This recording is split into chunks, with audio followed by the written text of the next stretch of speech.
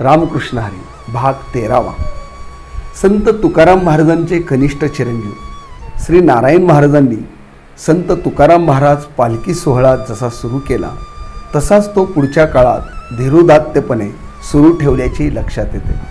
सन 1710चे सुमारास मोठा दुष्काळ पडला। त्यावेळी हा पालखी सोहळा कसा सुरू ठेवायचा किंवा देहू गावामध्ये लोकांची उपासमार कशी थांबवायची हा एक प्रश्न निर्माण झाला।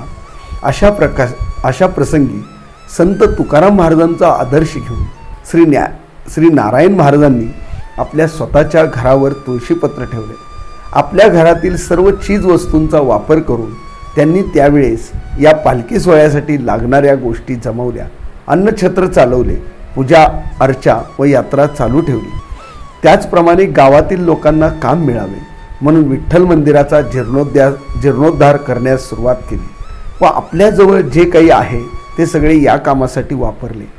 याच वेळेत छत्रपती शाहू महाराजांनी तसेच फलटणचे निंबाळकर व तळेगावचे दाभाडे यांनीही या कामासाठी मदत केली।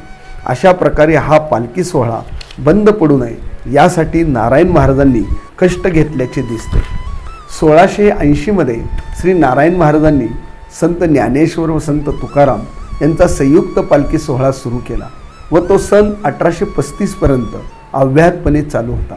मात्र श्री अहमद बाबा यांनी सन 1835 मध्ये संत ज्ञानेश्वर महाराजांचा स्वतंत्रपणे पालखी सोहळा सुरू केला।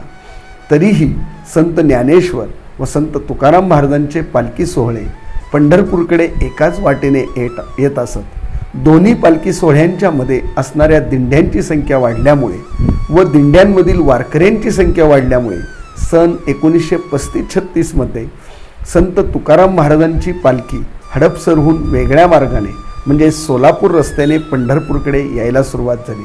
सध्या ही पालखी हडपसर, चौफुला, बारामती, अकलूज, माळू, तोंडले बोंडले, बंडीसेगाव या मार्गाने येते व याच मार्गाने परत जाते। रामकृष्ण हरी।